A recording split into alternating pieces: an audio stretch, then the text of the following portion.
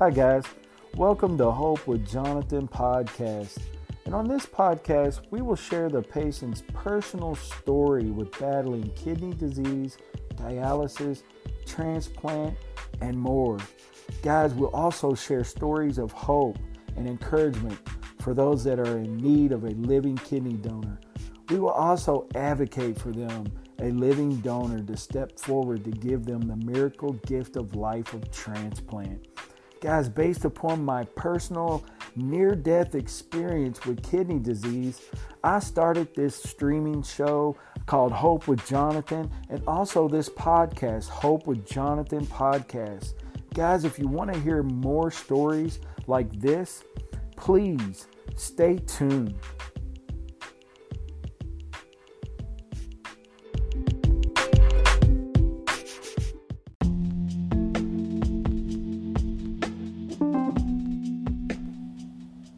Hope with Jonathan podcast is a Hope Media production. Never let hope become a memory. Hope with Jonathan podcast is a Hope Media production.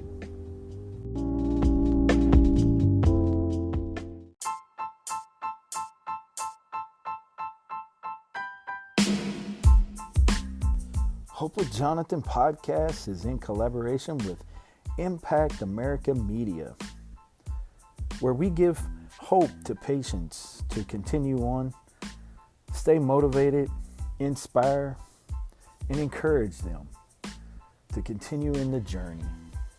For more information on Impact America Media, please visit impactamericamedia.com.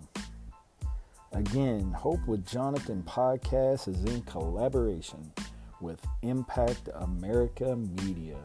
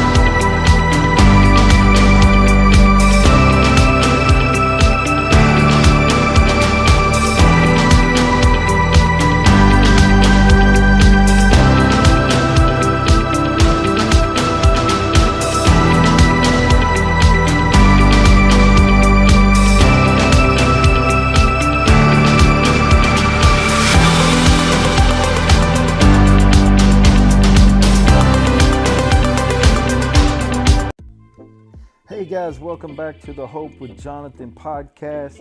And today, guys, we celebrate 1 year doing Hope with Jonathan live and Hope with Jonathan podcast.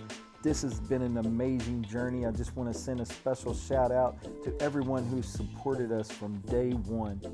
Guys, today I'm going to share my transplant 1 year anniversary interview that I did with my mom, my beautiful wife Melissa, my son Jet, and my daughter Mackenzie was supposed to make it, but we do mention her in the show, and of course myself on this interview.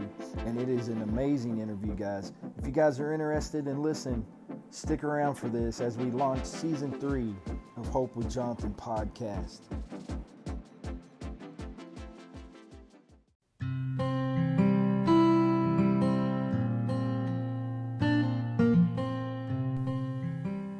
Hey guys, this is Jonathan, the host of the Hope with Jonathan podcast. And hey guys, Hope with Jonathan now has a website, www.hopewithjonathan.com, where you can go over and find out where to follow us on all of our social media links, our podcast, our YouTube channel, and much more. Again, guys, for more information on Hope with Jonathan, you can go to www.hopewithjonathan.com.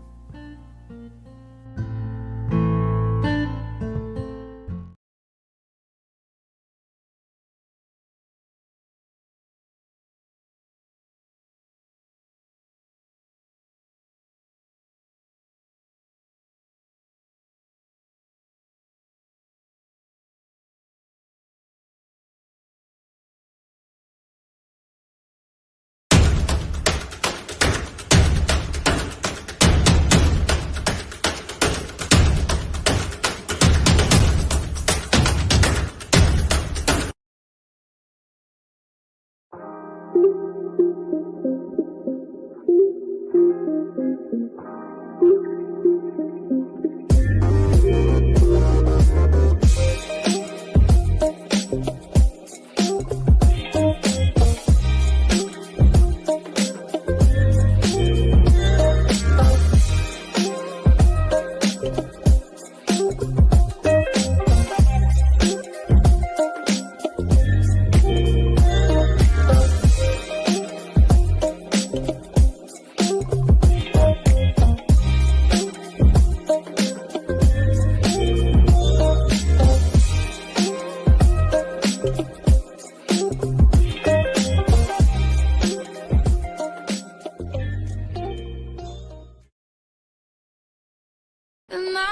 July 8th of 2019, I went into emergency kidney failure. But God. And on August 11th of 2020, I got a transplant. Hey guys, welcome back to Hope with Jonathan, and I'm your host, Jonathan Traylor. Hey guys, I really appreciate everybody's support. And I want you guys to stay tuned. This is going to be an amazing broadcast. Celebrating my 1-year kidney transplant. And man, this is going to be an amazing interview tonight. I've got some very special guests with me, my family, including my wife, Melissa, my son, Jet. My daughter, Mackenzie, couldn't make it tonight. She was a little bit nervous, but that's okay. I still love you, Mackenzie. And also, we've got my mother, Vicky Love. She's going to be on the show. So it's going to be an amazing interview. I hope you guys will stay tuned for this. This is going to be an awesome broadcast. But hey, guys, I want to send a couple of shout outs before we get started to Kidney Solutions. First of all, that was a little glitch there, but that's okay. I'm fine with glitches as long as we can keep rolling. But I want to send a super shout out to Kent Bressler with KidneySolutions.org. Kent has been a huge supporter. Kidney Solutions has been an amazing nonprofit that has helped me tremendously along the way. Everything from from the time that I had emergency kidney failure, from the first time I met Kent Bressler, all the way up into the time that I did dialysis, all the way to the time that I did, received the miracle gift of life of transplant. And I really appreciate Kent and what we're doing with Kidney Solutions. Kidney Solutions is a network of transplant experience, and it really is. They've got so much experience and so much knowledge, and it's an amazing nonprofit. And I really appreciate the opportunity to be able to continue with them and volunteer now as a patient mentor and as a social media director with them, handling most of their social media. And it's in an amazing nonprofit organization. So I really appreciate them. I also want to send a huge shout out to all of my friends and family members who prayed for me and believed for me when I was experiencing emergency kidney failure, having to do dialysis and in need of a transplant. You guys have been amazing and shown me lots of love and support. And it's definitely been an amazing journey. Also, I would like to send a shout out to the Urban Health Outreach Media Network, UHOM. Shout out to Steve Belcher, man. I really appreciate you guys. Love you guys, man. I really appreciate what you guys are doing. And I appreciate for you to have me on your show. It all started with guys like, Kent Bressler, Uncle Jim Myers, Steve Belcher, Jared Brown with the Warriors Quest show. You guys have been an inspiration to me and continue to be and have inspired me to do what I'm doing here with Hope with Jonathan. And it's been an amazing journey so far, but I really appreciate you guys. You just don't know how much I appreciate you guys as influencers for me and helping me out along the way. So it's definitely been an amazing journey. I remember it all started with Kent when I did a podcast with Kent on Kent's Kidney Stories podcast. So it's just an amazing story. But guys, again, I really appreciate everyone tuning into the Hope with Jonathan channel. If you haven't already, hit the subscribe button. We really would appreciate it if you guys would smash the that subscribe button. It would mean a lot to us. And again, guys, when you come across this video, it would be awesome if you guys could share this with all your friends. Again, guys, smash that share button. Shout out to Jared Brown for sending this little share button guy to me, man. I really appreciate you, Jared. Thanks for sending that to me, brother. But that's pretty cool. But yeah, share this with all your family and friends. I really appreciate it if you guys could get the broadcast out there. But without further ado, I'm going to go ahead and bring on our first guest tonight. Like I said, I've got my family on here.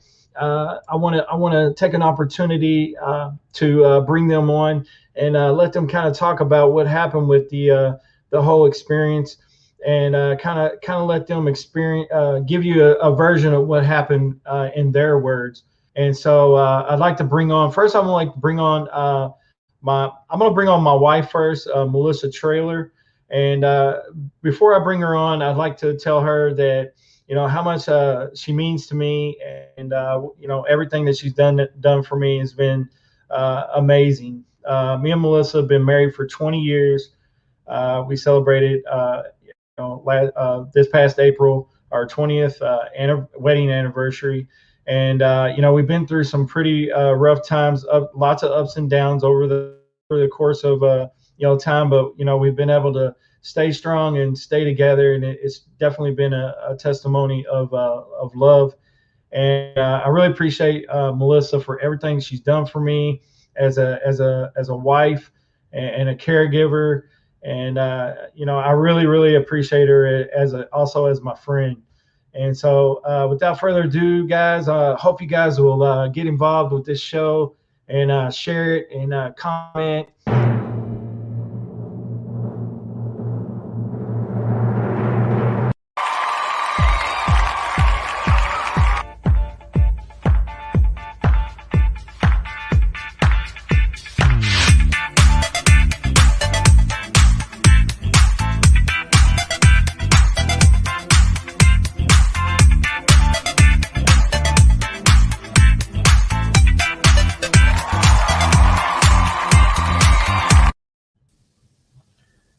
Hey, Melissa, how are you doing? I'm doing good. How about you? I'm doing great. I'm doing You're gonna great. get me. You're gonna get me crying before we even start the interview with all that thank yous. No, I promise that's not what I intend to do. I brought you on tonight because the first time we did an interview, it didn't work out too well. The internet was kind of acting kind of crazy. Right. And so I wanted to bring you back on and let you kind of talk with the people out there about my experience. And so, I just wanted to ask you a really quick question, at the beginning here, just to, give everybody a kind of an understanding. What was one of the most impactful moments when you see me experience emergency kidney failure that you can remember? Well, there's a lot that I could explain, but I think the initial part of it is we were in shock that it was kidney failure, just for the fact that you'd been sick for several days, and we just didn't know that it had anything to do with your kidneys. You really didn't want to go to the hospital. You thought it was just a flu or a stomach virus, but we had to beg you to go. And once we got you there, it started off pretty slow at first, just the initial getting into the hospital and doing their normal routine things. But once they drew your blood and that came back, it was like a big rush. Lots of doctors and nurses, and all of a sudden they're telling you your kidneys have failed. We're air flighting you. It was like a big ball of chaos. We were thrown into definitely an ER episode or some type of TV show that you just only see on the TV, but it was real life. And that's it was just a big shock. Everything. Yes, it was. Yes, it was. I still remember to the day, I was having trouble breathing and, the heart palpitations from my potassium being so high. And I still remember you begging me to go to the hospital, go in the emergency room because, I was feeling, staying in the bed for so long, having all these little symptoms, with like flu-like symptoms. So definitely was life altering and life changing. So, Right. I but mean, we my didn't next even question know would that. be, yeah, for sure. We didn't know at the time, right? Whenever, I remember trying to get out of bed and I fell on the floor. So that's one memory that I had that was just Right. We just really, thought you were weak from a sickness, nothing like a kidney or, nothing major. We just thought it was a virus and that you were right. just dehydrated or weak and just needed to rest. But if you would have just Yeah. if you would have laid in the bed even that night, you probably would not have made it. Yeah, that's what they said. My potassium was so high. Uh, Potassium was a 9, and all of my blood work was just crazy out of whack. But so, Melissa seen me go through emergency kidney failure. She seen me, take off in the helicopter, and she seen me, go through, like a couple of days in the ICU because I ended up waking up in the ICU. And, I was already on the dialysis machine and things like that. And then I ended up leaving the hospital after about a 2-week stay.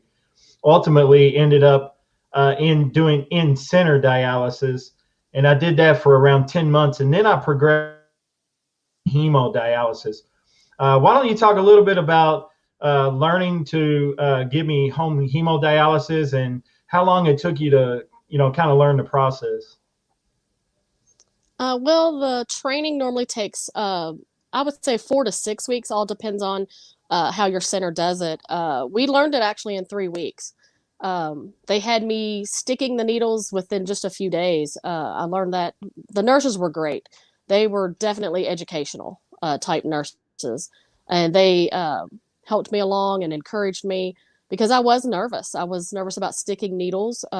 Nobody really wants to get, needles put in their arm or wherever. And so that was one thing. And the fact that I had to do it to my own husband and I didn't want to hurt you. But the training was great. It was through Next Stage. That's the machine we used. And then, of course, we had DaVita dialysis nurses that helped us. Um, it was just that was a lot to learn, but the 3 weeks we learned it, they didn't leave us alone. I mean, even though we did it at home, we could always call them for an emergency if we had one, or even the Next Stage has a 1-800 number for that as well for emergencies. And Yeah.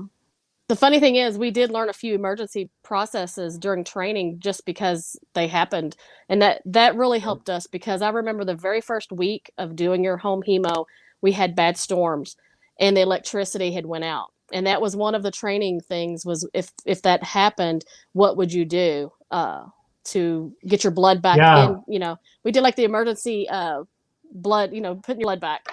And if we hadn't learned that in the in center at that time, I think I probably would have been like distressed over that. But we knew exactly what to do when the electricity went out. Yeah, I remember that very clearly. It seemed like that happened to us right away. I think it happened to us a couple of times, actually. Yeah, it did. It all in one week. We had bad storms that week. I remember it was Yeah. twice in one week. Yeah. Thank God, we were really, knowledgeable at the time because they had really, really schooled us on a lot of the different fundamentals of doing, home dialysis. And they had really grilled us on, the emergency cutoff and all the setup of the machine and all that stuff. So, thank God we had some really good skilled teachers. I think our local DaVita here was pretty good to us and actually really good to us. And They are, and they're got still some our really friends good to this training. day. Yeah, they're still friends Yeah, to this day. So we, if we needed to call them for anything, they'd be there for us if we needed something. I'm right. sure. Absolutely. So, why don't you tell everybody a little bit about the supplies, like because somebody may come across this, may be interested and maybe possibly thinking about doing home hemodialysis or home dialysis. Just kind of give them an idea of what we went through with supplies and stuff. Yeah, I was gonna bring up that that's probably the only overwhelming part of it is the fact that you get a lot of supplies.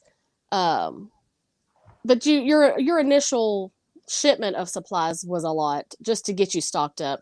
But they can ship it to you monthly or every 2 weeks.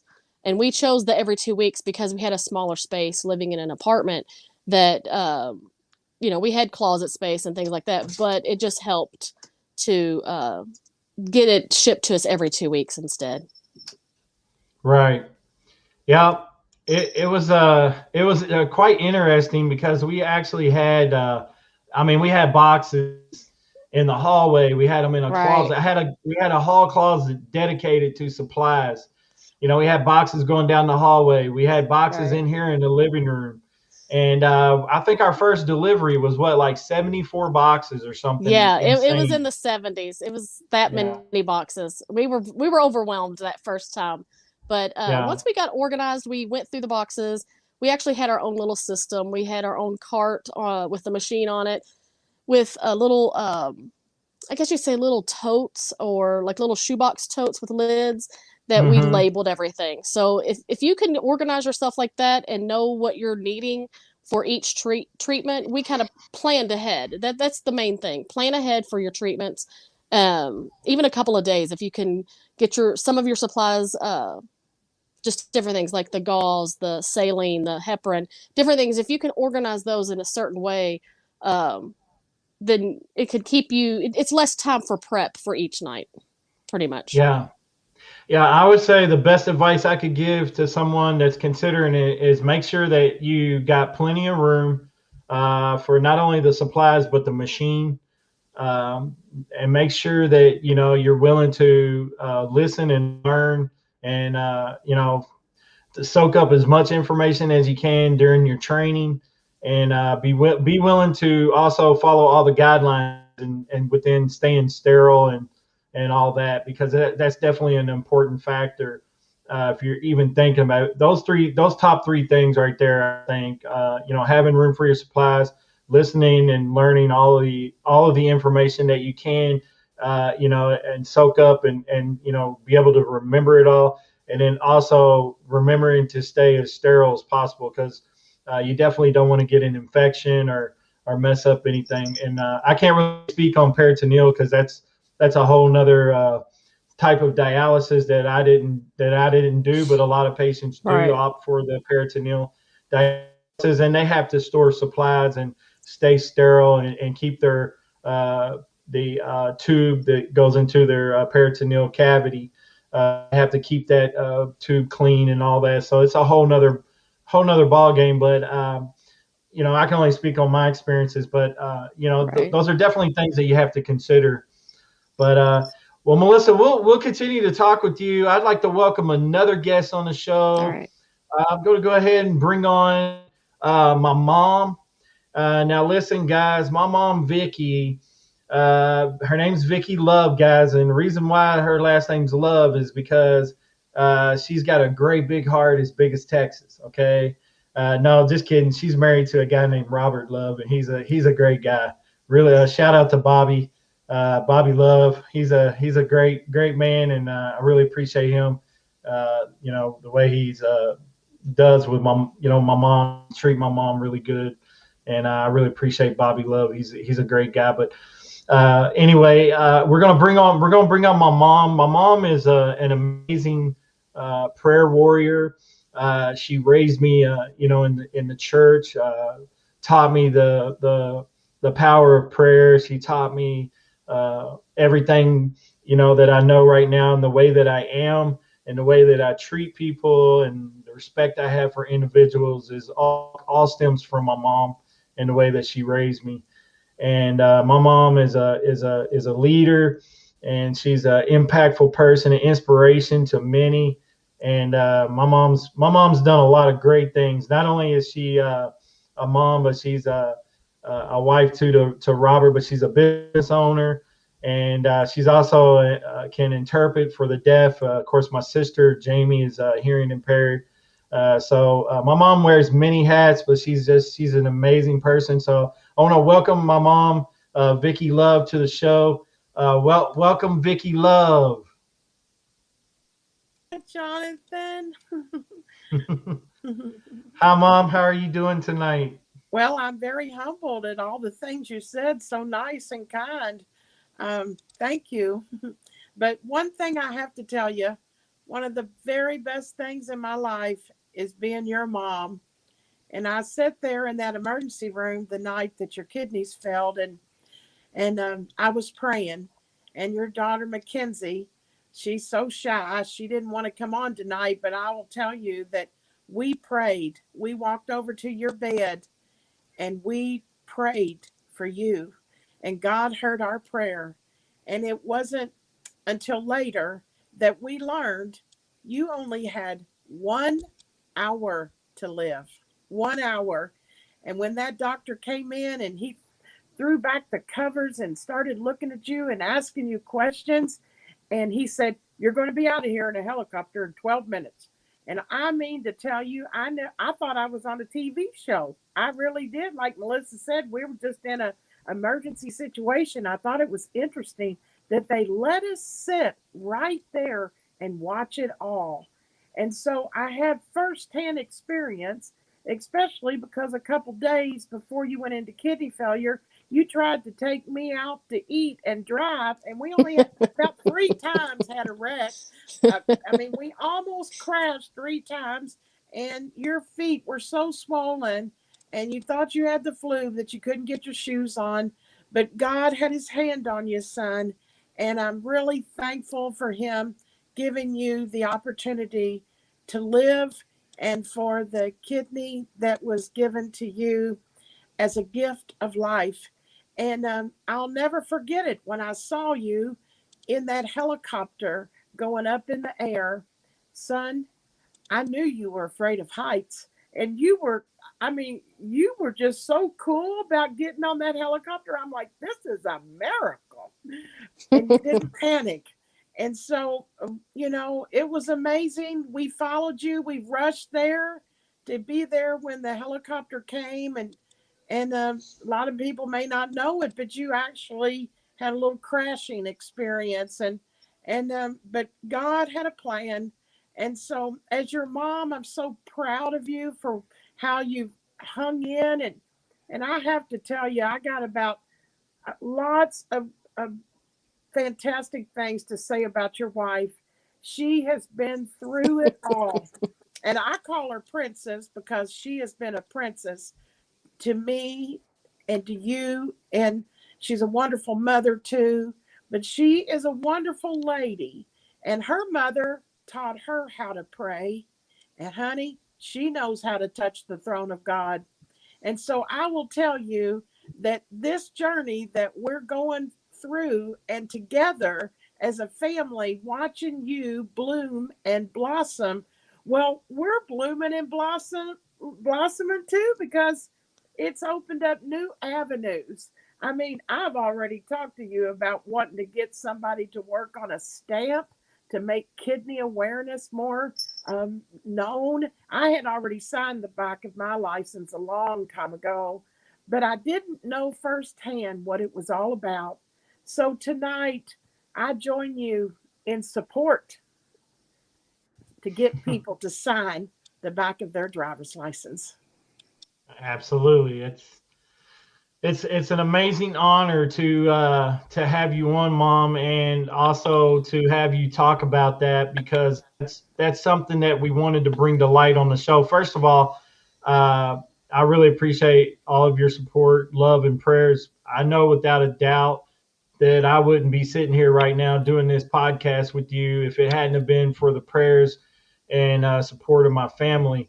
And just to let everybody know that's watching, support is so crucial when you're dealing with a disease like kidney disease, and you definitely need a great support system, whether it's family or friends or church or however you can find support, maybe in the community.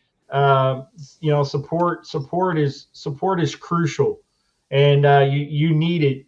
Whenever you're going to have some bad days, you're going to have some tough days. some bumps in the road, and that's when you're going to lean upon your support. So definitely don't be afraid to reach out for support. Don't go through this battle alone, because you're going to need it. And finding some support groups and finding some people to interact with that are going through some of the similar things. And when you connect with those people, you're gonna find a kinship, and they're gonna be able to understand what you're going through. So it's definitely important to reach out for that support. Um, so Mom, what's you kind of already shared some impactful moments, and I also want to say shout out to my mom for wearing my Hope with Jonathan shirt. My wife's also wearing one, Hope with Jonathan. So they're like huge supporters.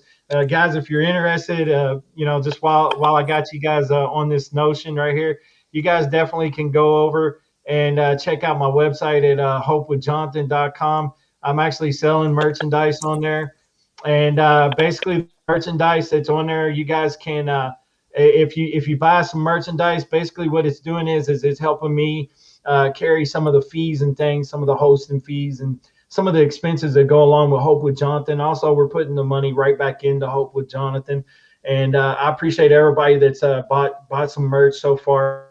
I've had some great people reach out and actually have bought quite a few items from me. So God bless you guys, and I really appreciate all the support for Hope with Jonathan. But Mom, what's a real impactful moment that happened when you see me go through kidney disease, and what's an impactful moment that you've seen happen to me with transplant?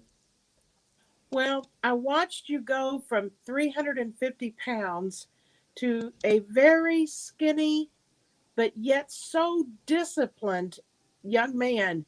I mean, you wouldn't eat anything you weren't supposed to. You wouldn't drink more than a quarter of an ounce of anything that might put you over. You were so disciplined. And people, not just your mom, but others watched you. And you were so thin. And and I will tell you that when the transplant came, you had a hard time getting to eat something. And finally, your doctor said, "Young man, you're just a little too thin.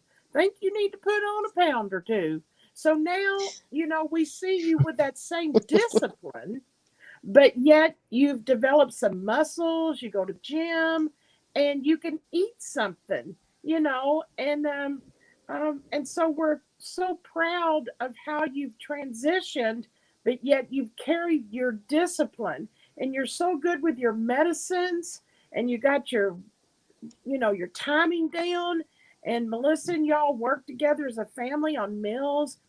That is what keeps you going. That's what keeps you well, is the journey, the day by day by day journey. It's not something, well, I got a kidney transplant, I can do this, this, this. No, you have stayed disciplined, and Melissa has been right there all along. And the kids have had to understand, and it's been hard on them sometimes because they've had to have changes in their life, but they love you and they have worked together. You all have worked together as a family. And I have to take my hats off to Jet and Kenzie and Melissa for working together and helping you in this everyday journey. Yeah. Oh, absolutely. Kidney disease not only affects the patient, but it affects the whole family, and not just the internal family, but the whole family. And many of you see me, going through this, and it was a tough battle, but I'm just so thankful for the love and support that I had. A lot of people don't have it, and I just can't imagine where I'd be right now without the love, prayer, and support that you guys gave me. So I'm forever grateful and forever indebted to my family and friends and people like Kidney Solution, Kent Bressler, and just so many others. And if I fail to mention someone, believe me, you're always in my heart.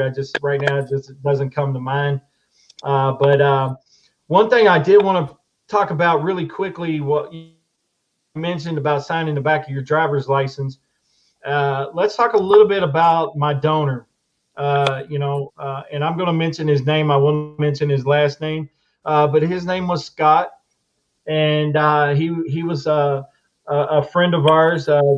We all grew up in Louisville, Kentucky. All three of us here, we all grew up in Louisville, Kentucky, and we as time went on, we ended up moving to Texas, and my mom established herself here. My grandparents retired here in Kerrville, and eventually we ended up moving here, and I ended up going through kidney failure, and this family that seen me go through kidney failure, they seen my post and stuff like that on social media, and they knew what I was going through with needing a kidney, and an unfortunate, tragic situation with the passing of this friend in Kentucky. I couldn't do this show tonight without bringing up and paying respect to my donor and my donor family. Guys, I wouldn't be here right now. I wouldn't be able to do this podcast.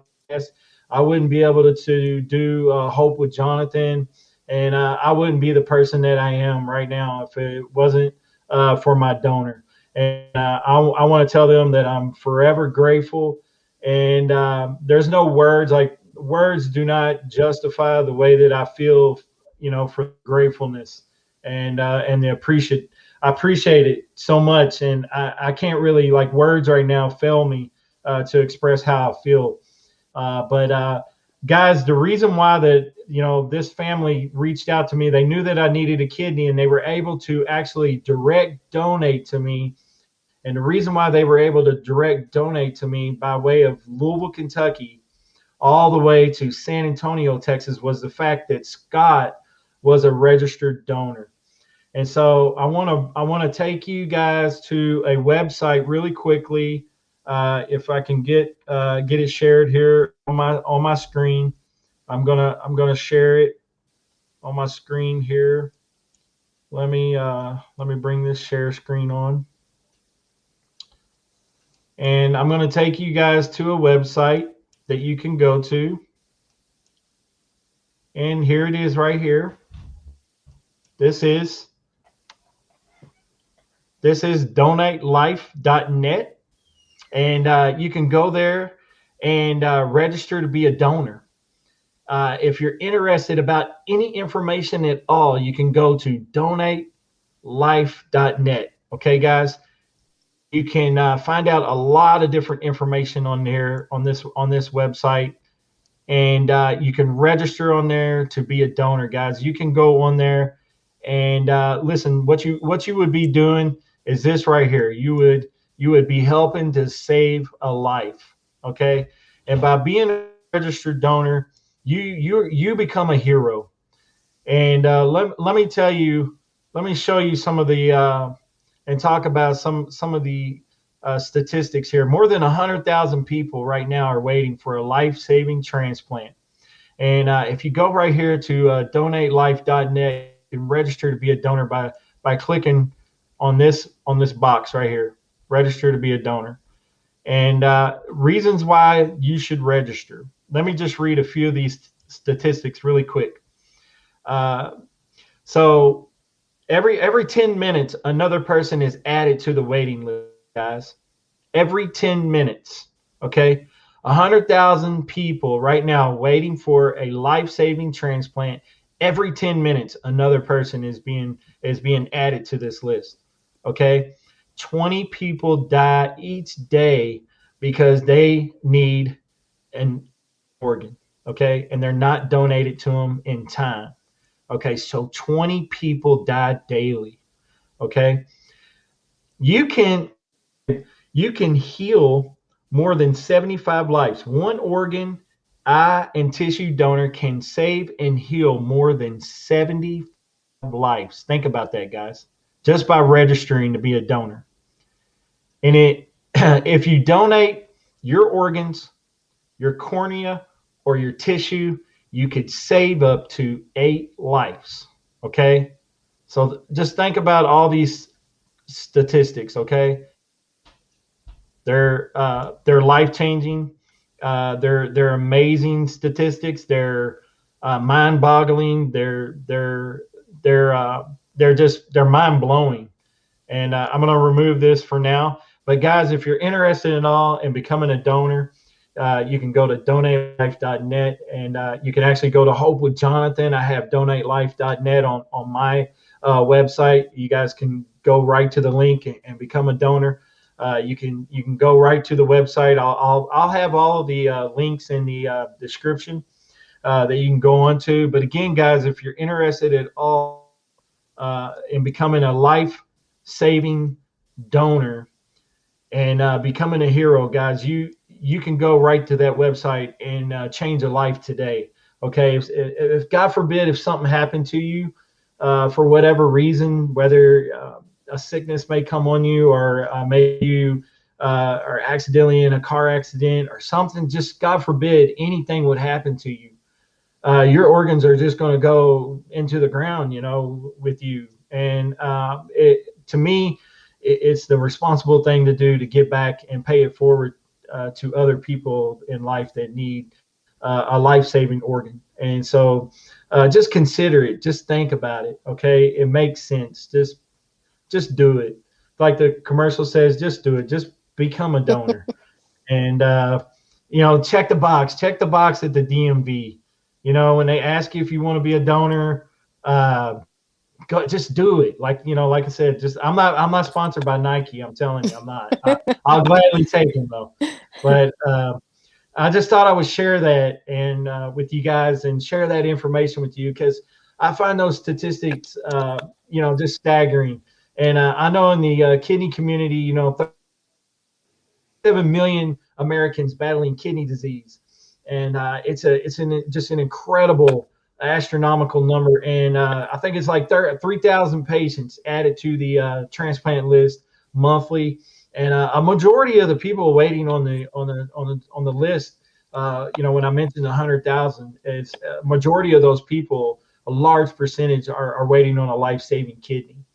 And I also want to mention to you guys that you can live life with just one kidney. I'm doing it right now. I've got one kidney, and you can live a normal, healthy life. There's many of us kidney transplant recipients that are living a normal, healthy life with just one kidney. So if you've ever considered it, or if you've ever thought about it, do your due diligence, do your research, and you'll find out that the statistics show that you can live a normal life with just one kidney. But without further ado, I'm going to get back to Melissa, and I'm going to get back to Mom. But I want to go ahead and introduce a special young man to this show. He's my son. He's my favorite son. He's my only son, and he's a special young man, Tybee High School graduate.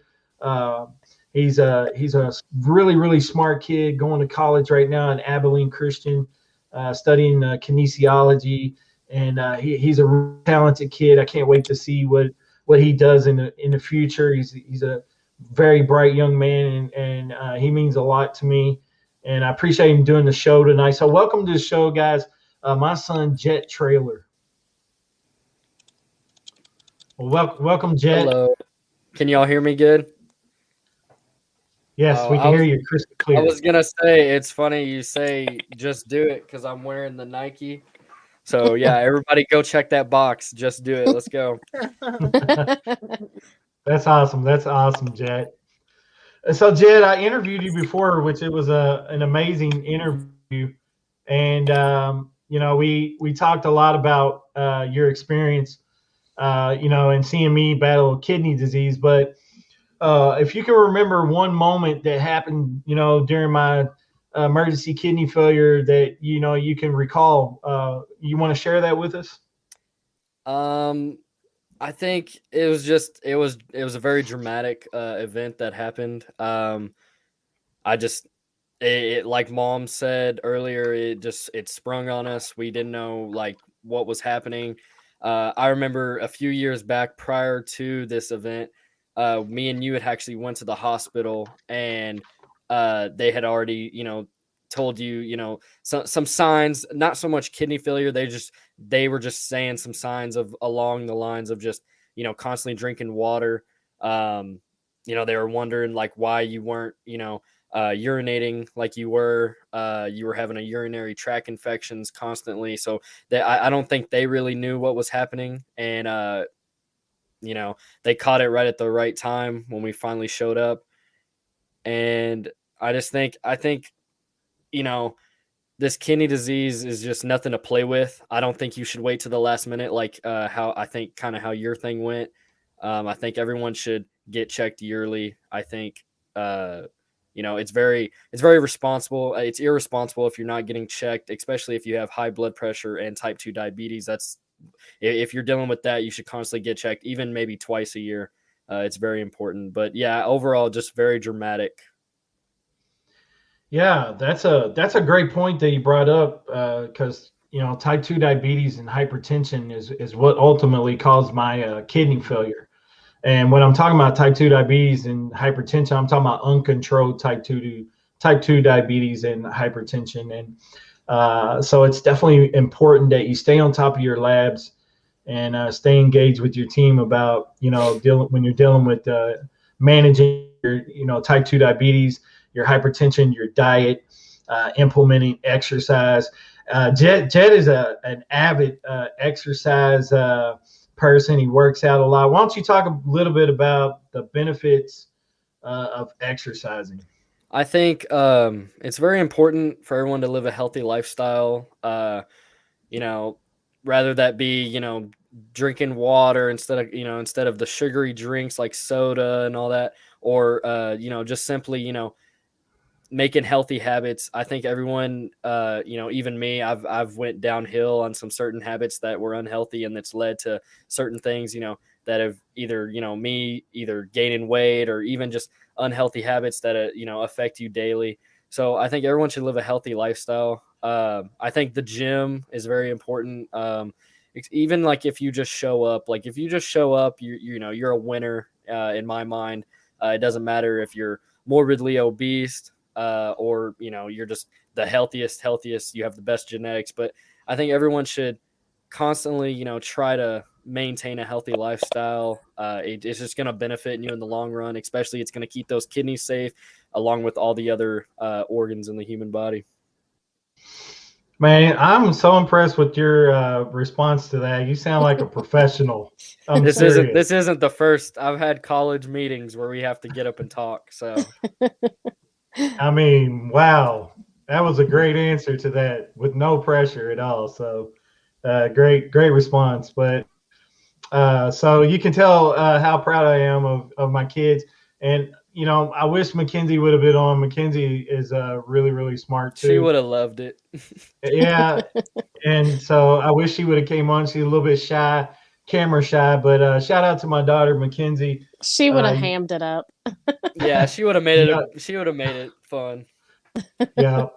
So the funny thing is me and Jet, we look a lot alike, and I guess we have some similar, ways about us. But I think in a roundabout way, and I have a hard time admitting it, is that Mackenzie and me have a lot of similarities in the way that we act and stuff. And so it's kind of funny because she acts kind of sort of like me.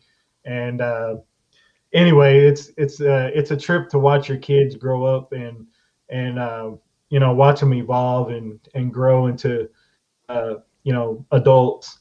And I'm even having a hard time saying that right now. I know. Because Jet just turned 19 and Mackenzie's 17. She just graduated high school, so I'm 43, but I'm starting to feel like an old man. They're not little kids anymore. Yeah. And so, but so now that I got all three of you on, now we're kind of like a panel. So this is awesome. So now we can kind of interact as a panel. If all three of you, what are the most dramatic things that you think that a transplant did for me? And that's an open question for anybody. What do you think that the transplant did for me ultimately? Who wants to answer first? I'll go first. I think from my perspective, I think it's definitely changed your mood, definitely changed the way that you interact with people. I think beforehand, you know, things were affecting you mentally. I think I mean, kind of short with people, kind of almost like constantly, I wouldn't say moody, but almost like kind of weakened, like you just didn't want to be bothered. We could tell, something was happening. And I think now you're just, your energy is there. You're alert. We can sit there and have a conversation with you. And I think, overall you're just, you're more with us than, you know what I mean? Yeah, that's a great answer. Anybody else got anything you want to chime in, Mom? Well, I was just thinking about the word hope. And when people tell you that you may have to wait 5 or 8 or 10 years for a transplant, that's kind of sad news. Mm-hmm. But the hope goes right with you and your life, because the transplant gave you hope for a brighter day. And the word thank you doesn't really do it justice, because Right. that gift of life, it changed your world. And now look at you today, what you're doing. Now you're trying to help other people to have hope that they can too get a gift of life. And so That's right. I would say that all things work together for the good to them that love the Lord and called according to his purpose. And son, today you're walking in your journey with the Lord right by your side.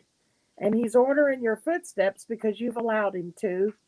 And I remember when that phone rang and it was late and you said, Mom, Mom, you got to pray for me, because I believe I'm getting ready to get a kidney.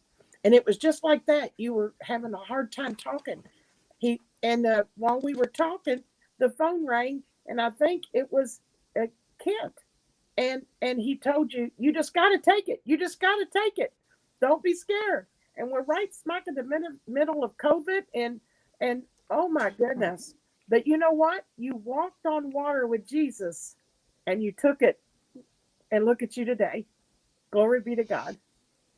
Yeah, I'm really grateful that I did take that kidney, and because I admit, at first it was a bittersweet moment. When I got the phone call, I thought that I didn't take it at first because I thought it was a question about a computer or something. Because that normally when I got a call from them, they were wanting to know something about, hey, my computer's doing this or that, and so they kind of took me off guard, so to speak. And I think we were running out the door for something. I'm not sure, but I Yeah, it think we was a were trying. Saturday. It was a Saturday Was it? morning.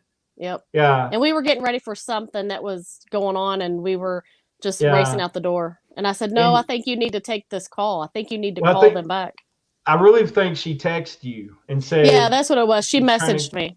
Yeah, and Yeah.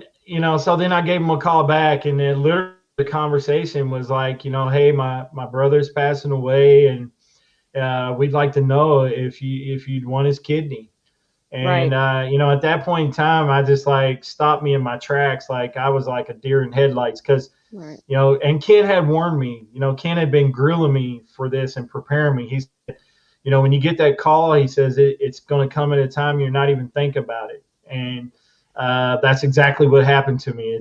It totally took me off guard, and but it was a good moment. But then it was bittersweet because I knew my donor and I knew the family, and it was in a bittersweet emotional moment for me because I was sad for them, and I was sad for the family, and it was definitely a hard pill to swallow. But yet at the same time, there was a need there that I needed a kidney, and somebody, Ken had reminded me, someone's going to get this kidney, so it might as well be you.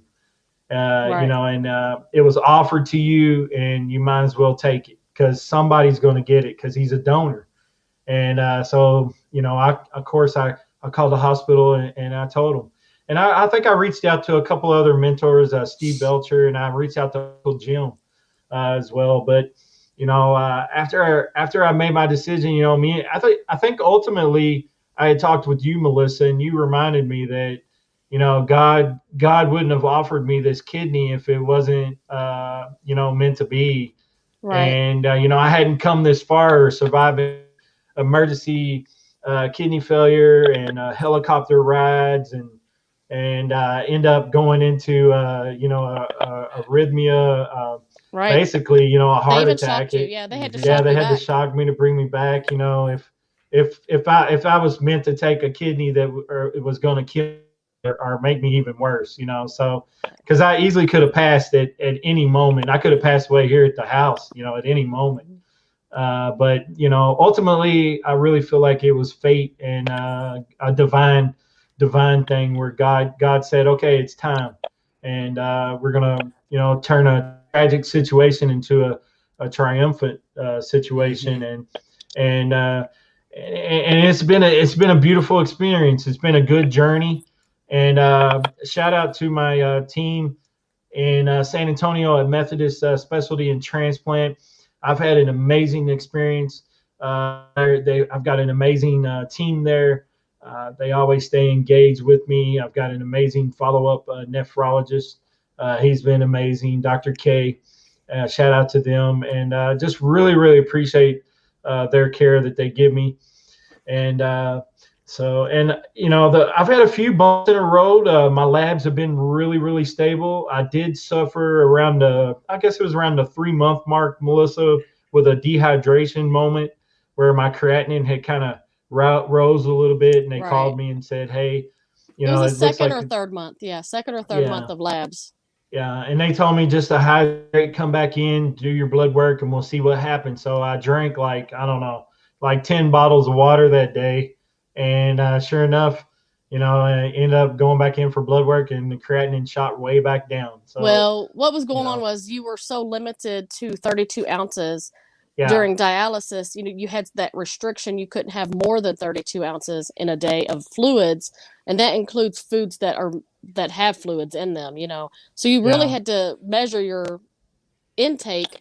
And once you got transplanted, it was like they were really pushing the fluids, making sure your mindset was set to not drink. And then they were telling you now you had to drink. Yeah. So you had to change a little bit.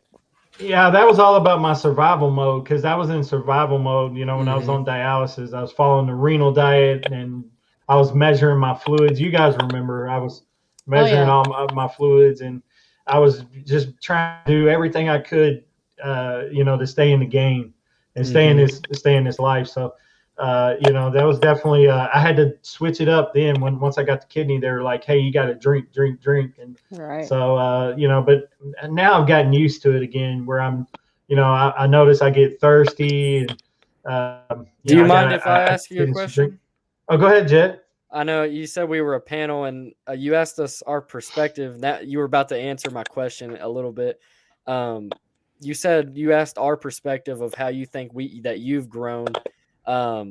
Now that it's been 1 year, how do you, from your own perspective, how do you think that you've grown, either physically, mentally, being from, going from dialysis to transplant, now you're a full year transplanted. How do you feel that you've grown? Personally, that's a great question, Jet. Is that because I'm a little biased because it's me and I'm talking about myself, but if I was outside looking in, I've grown in so many different ways. I think, like you said, my moods are better. Not to say I don't have bad moments or bad days where I get frustrated or upset. But I think my overall mood is better. My attitude's better. Things like that. I think that overall, as a person, I think I'm better. I think I'm more sharper mentally. Definitely physically, I'm stronger. As a matter of fact, I think I'm in the best shape of my life. I think I could stand to lose a little bit of weight. But I think I suffer maybe a little bit with body dysmorphia, you call it. But honestly, I think overall I'm better as a whole, completely, as a person. And then, I've made so many great friends and connections, and, started the podcast. I mean, if you guys would have told me years ago that you're going to touch lives and you're going to help people and you're going to have a show, I would have laughed in your face. So, this whole experience has changed me, for the better. And I think it's all about your perspective in life, and how you look at things. You can either take a bad situation and have a negative attitude, or you can choose to have a positive attitude. And I chose to go the route of positivity. And, this is where it's got me, and this is where it's led me. And I just want to continue to do positive things and spread the message of hope, and let my story be a light to others, to help inspire others to continue and continue fighting. Because, a lot of people get diagnosed with kidney disease and they think it's a death sentence, and it's not. It's not. You can die from it. You can die from kidney disease, but when you get diagnosed with kidney disease, all is not lost. I mean, there's, you can follow the renal diet, and you can start being engaged with your team, and you can get involved and get a plan of action, and start pushing toward and looking for your donor early instead of waiting until your kidneys fail you. Start talking to family members and friends and get that donor lined up. Once you get diagnosed, I mean, I went from stage 3, Melissa, to stage 5 in like a year. It seemed like year and a half. My kidneys had failed me pretty quickly. But even when you were sick, like even when you had that emergency, what we call emergency kidney failure, we didn't think it was your kidneys because you were still urinating. Right. And, you didn't have those issues, but all of a sudden within a few days, your feet did swell, but you took it you thought it was an injury from walking, that you had twisted your ankle. So that one leg was really swollen. Mm-hmm. So even those signs, we didn't, I don't know, we just didn't see it at the time, but now we know what to look for, but it's all in education. Now we've learned what is there, but that's why you do what you do, is to help others, to try to get that education out, and so they don't have to suffer like you did. Mm-hmm. Right. That's an important fact, is the lack of education, because prior to kidney failure, I had no education on kidney disease, dialysis, transplant. I had zero. And so I didn't know what symptoms to look for. I had no idea what dialysis even was, or I didn't even, I had no idea about any of it. And the reason why was because of lack of education on the subject. Right. And I mean, you see all these commercials about, and God forbid, people suffer with cancer, and it is pretty rampant. I mean, everybody has at least one family member that's, suffered with it. But, you see cancer awareness everywhere. And I think it's time that we get kidney disease on that level, where a lot of people see it and know about it, because, you start having symptoms like chronic fatigue, nausea, diarrhea, blood.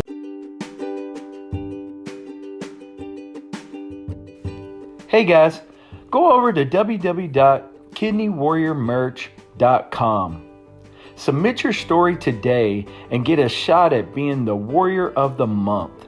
If you're selected as the Warrior of the Month, you'll get a chance to interview with Hope with Jonathan podcast.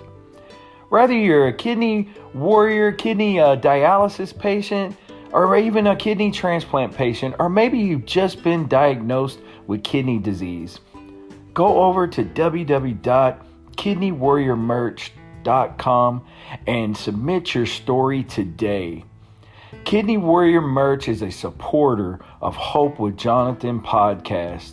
Again, guys, that's www.kidneywarriormerch.com.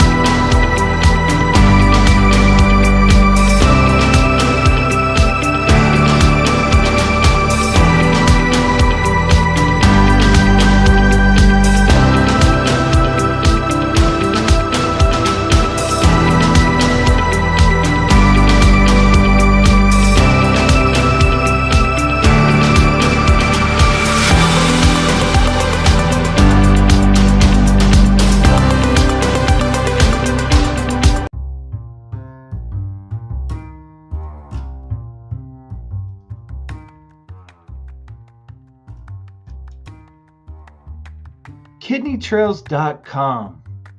Kidney Trails is an organization that is dedicated to helping those that may be facing kidney disease by education, inspiration, and motivation, by bringing real-life experience from those that have traveled the road of kidney disease, and also information from the medical professionals to help you on your journey. Guys, Kidney Trails offers blog writings from many different writers and authors who give an aspect and real life experiences with battling kidney disease, dialysis, transplant, and more. Guys, KidneyTrails.com has videos. They also offer a podcast called the Kidney Trails Podcast. And soon to be released, a comic book is coming out. Guys, for more information on this, go to www.kidneytrails.com.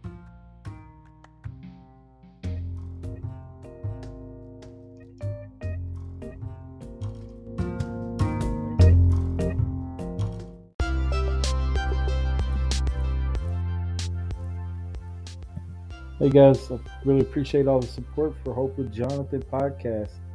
Hope you guys definitely tune in for some more great interviews. Guys, again, I really appreciate all the support for the podcast. Hope you guys have had a chance to check out our website at hopewithjonathan.com. Also, guys, please subscribe to our YouTube channel for more great live content and interviews. Again, guys, I hope you guys will stay safe out there. Hope you guys will continue to join us as we bury into season 3 of Hope with Jonathan podcast. So definitely appreciate all the support. Thank you very much. God bless you guys. Stay safe out there. Remember to love on everyone and take care of your kidneys. God bless.